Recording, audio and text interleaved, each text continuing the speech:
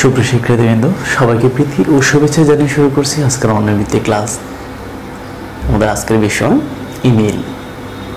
Email ইংরেজি শব্দ, এর বাংলা করলে হয় বৈদ্যুতিক চিঠি। ইমেলটার অ্যাব্রিভিয়েশন বা ফুল মিনিং করলে দাঁড়ায় ইলেকট্রনিক মেইল।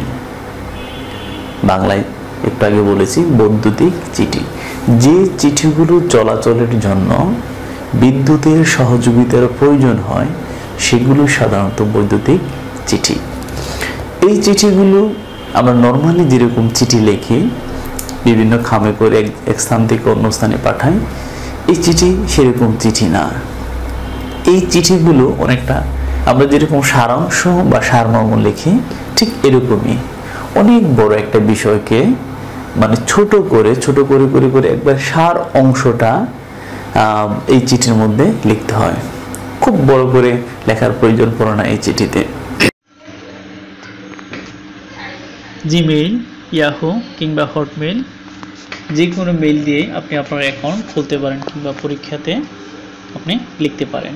যাই হোক, আপনারা দেখতে পাচ্ছেন পেছনে একটা ড্রাফট আছে, দেখুন একটা ডায়াফ্রাম এখানে করা আছে। তো ইমেইলে যেটা প্রধান প্রয়োজন সেটা হচ্ছে আপনার মানে প্রথমত আপনার একটা ফ্রেম করতে হবে।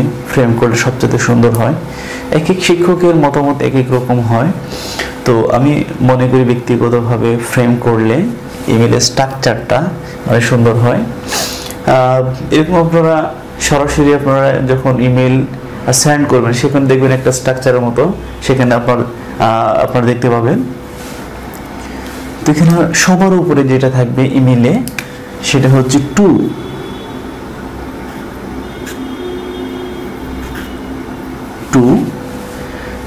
মানে হচ্ছে প্রতি।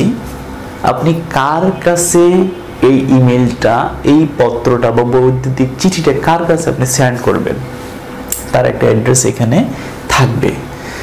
তো যা বলছিলাম, এই টুটা অবশ্যই ইংরেজিতে দিতে হবে। এখানে বাংলা দিলে চলবে না, কারণ এখনো গুগল বাংলায় কোনো নেম বা ডোমেইন নেম এখনো সেখানে সাপোর্ট করে না। ফলে এখানে পুরো অ্যাড্রেসটাই লিখতে হবে ইংরেজিতে। এখন মনে করুন আপনার ইমেল ক্রিয়েট করা নাই কিংবা কোনো ইমেল আপনার জানা নেই, কোনো প্রবলেম নাই। ইমেল জানা নাই, কোনো সমস্যা নাই। আপনি নিজ থেকে ইমেল উপস্থিত মুহূর্তে ক্রিয়েট করতে পারবেন। মনে করুন কোনো মেয়ের নাম হচ্ছে মিতু।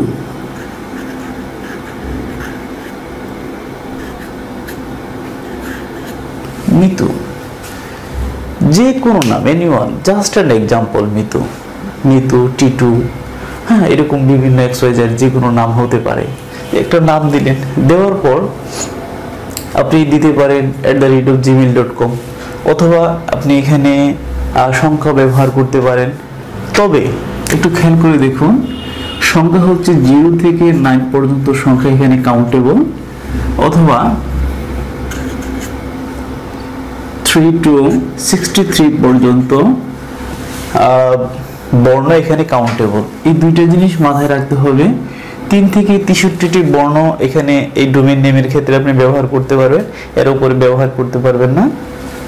এবং আপনি যদি বর্ণ ব্যবহার করতে চান 0 to 9 অর্থাৎ 0 থেকে 9 আপনি ব্যবহার করতে পারেন। আরেকটা জিনিস, এই ডোমেইন নেমের ক্ষেত্রে একটা হাইফেন আপনি চাইলে ব্যবহার করতে পারেন, অন্য কোনো সাংকেতিক চিহ্ন এখানে ব্যবহার করা যাবে না। তাহলে তিনটা জিনিস বলছি, 0 to 9, 3 to 63, অর্থাৎ 3 থেকে 63টি বর্ণ এই ডোমেইন নেমের ক্ষেত্রে আপনি ব্যবহার করতে পারেন, এবং মাঝখানে একটি আপনি চাইলে হাইফেন ব্যবহার করতে পারবেন। না চাইলে কোনো সমস্যা নেই। আমরা যদি মনে করি আমরা হাইফেন দিলাম না, কোনো সংখ্যা ইউজ করলাম না, কোনো সমস্যা নেই। মিতু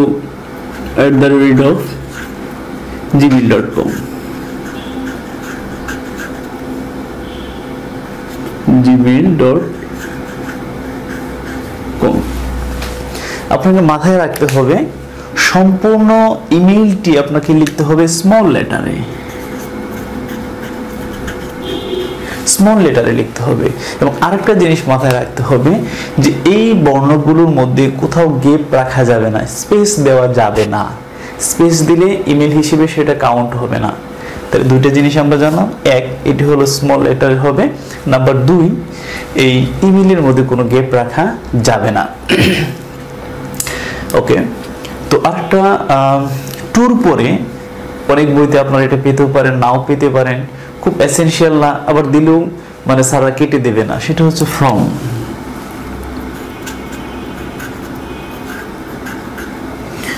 কার থেকে এটি যাচ্ছে, মানে ইমেলটি যে আপনি পাঠাচ্ছেন আপনার হতে তো যাচ্ছে, মানে আমরা যেরকম নর্মালি চিঠিতে ব্যবহার করি প্রতি এবং হইতে, ঠিক এরকম বিষয়টি।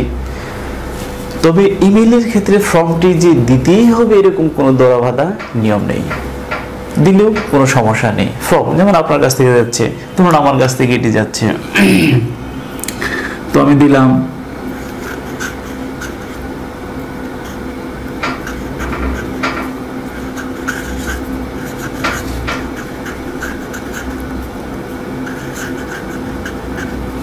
alim@gmail.com। হ্যাঁ, আবার আমি চাইলে এখানে ব্যবহার করতে পারতাম যে কোনো একটি সংখ্যা, একটি হাইফেন, হ্যাঁ, সংখ্যা ব্যবহার করতে পারতাম। আপনার মনে চাইলে আপনি সংখ্যা ব্যবহার করবেন, মনে না চাইলে আপনি সংখ্যা ব্যবহার করবেন না, ধন্যবাদ কোনো নিয়ম নেই। তো এটাও আমার ইংরেজি দিতে হলো। এরপর অপশনটা হচ্ছে সিসি মানে হচ্ছে কার্বন কপি, অর্থাৎ একই চিঠি মনে করুন আপনি 50 জনকে দিতে যাচ্ছেন, এই 50 জনই আপনার জানলো চিঠিটি মানে কাকে কাকে আপনি সেন্ড করেছেন। তাহলে হুবহু অনুরূপ চিঠি সেন্ড করা হলে সেটি হবে সিসি, মানে হচ্ছে কার্বন কপি, প্রত্যেকেই জানবে। আপনি চাইলে পরীক্ষার খাতাতে এটি আপনি দিতে পারেন, অথবা আমি মনে করি বুদ্ধিমত্তার কাজ হবে আপনি সিসি রেখে দিলেন কিন্তু ফিল আপ করলেন না, তাহলে পরীক্ষক বুঝলো যে আপনি স্ট্রাকচারটা জানেন। হ্যাঁ, তো এরপরে অংশটা হচ্ছে বিসিসি মানে হচ্ছে blind carbon copy. Blind carbon copy দেখুন, টু ফ্রম সিসি বিসিসি, এই অংশটি এবং পরের অংশটা হচ্ছে সাবজেক্ট, SUB সাবজেক্ট। তো এই যে সাবজেক্টের উপর পর্যন্ত টু ফ্রম সিসি বিসিসি 1 2 3 4 এই 4টি অংশ ফুল ফিল আপনাকে ইংরেজিতে ফিল আপ করতে হবে। তো যেটা বলছিলাম বিসিসি মানে হচ্ছে ব্লাইন্ড কার্বন কপি। এটা অনেকটা মানে চৌর্যবৃত্তির মতো ব্যাপার। মনে করুন আপনি 300 জনকে সেন্ড করতেছেন, কিন্তু কাউকে বোঝাতে চাইলেন না যে আমি 300 জনকে আপনি সেন্ড করছেন। যারা চিঠিটি পাবে প্রত্যেকে মনে করবে ইন্ডিভিজুয়ালি তারা চিঠিটি পেয়েছে। তো এটাই আপনি একটু কৌশল অবলম্বন করেছেন। এই কৌশল অবলম্বনের এই ক্ষেত্রটি হচ্ছে বিসিসি, অর্থাৎ ব্লাইন্ড কার্বন কপি। আমি পরামর্শ দেব আপনাদের এরকম স্ট্রাকচার রাখবেন, সিসি বিসিসি আপনি স্ট্রাকচারটা রাখবেন, ফিল আপ না করলেও চলবে। আর যদি ফিল আপ করেন এখানে 2টা দিতে পারেন, 3টা দিতে পারেন, এখানে 2টা দিতে পারেন, 3টা দিতে পারেন, কোনো আপত্তি নেই। হ্যাঁ, তবে আমার পরামর্শ থাকবে শিক্ষার্থীদের প্রতি সিসি বিসিসি এই অপশনটা রাখবেন, এগুলো ফিল আপ না করলে বেটার হবে। সাবজেক্টের ক্ষেত্রে যেটা করতে হবে, হ্যাঁ, সাবজেক্টের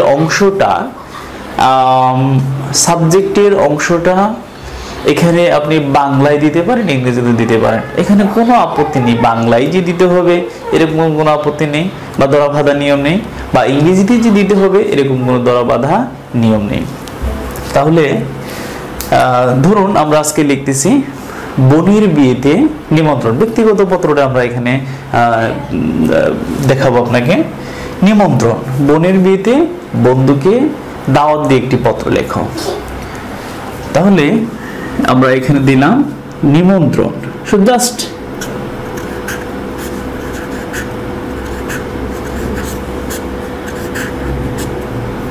নিমন্ত্রণ।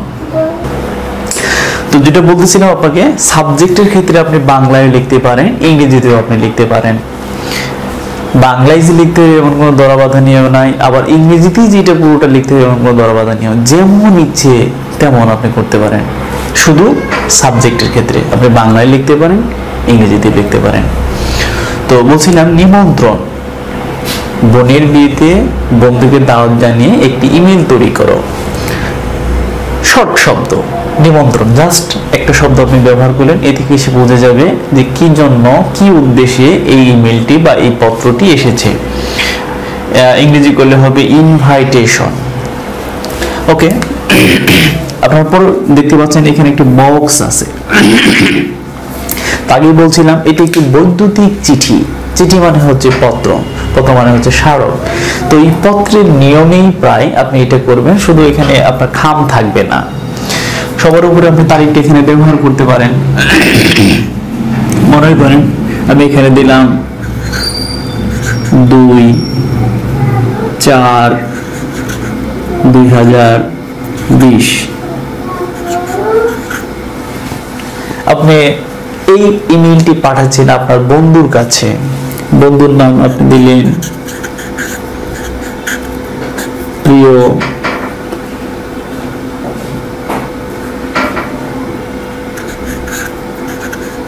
এম।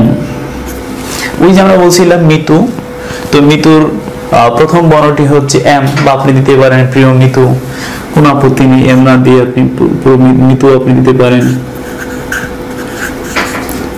মিতু দিয়ে আপনি শুরু করলেন, এখান থেকে আপনি শুরু করলেন। কিভাবে শুরু করবেন এখন? কুশলাদি মানে 1 লাইন 2 লাইন দিলেও দিতে পারেন, না দিলে কোনো সমস্যা নেই। বেসিক কথাতে আপনি চলে যেতে পারেন, কুশলাদি এভাবে দিতে পারেন। আশা করি ভালো হচ্ছে, আমরা ভালো আছি, শেষ, দ্যাটস এনাফ।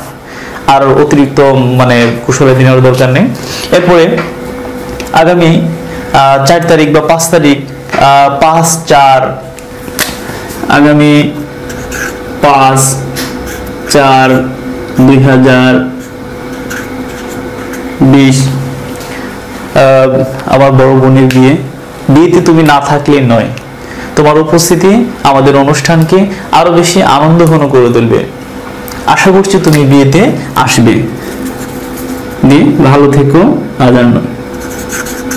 ভালো থেকো, ভালো থেকো,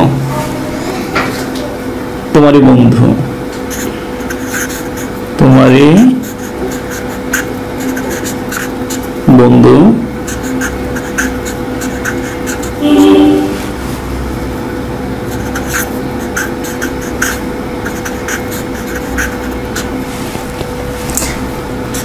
আপনি আপনার নাম ব্যবহার করতে পারেন এখানে।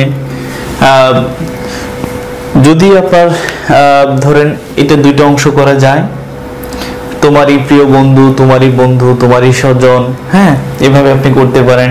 আপনি আপনার নাম ব্যবহার করতে পারেন, অথবা আপনি সাংকেতিকভাবে আপনার নাম ব্যবহার করতে পারেন, কোনো সমস্যা নেই।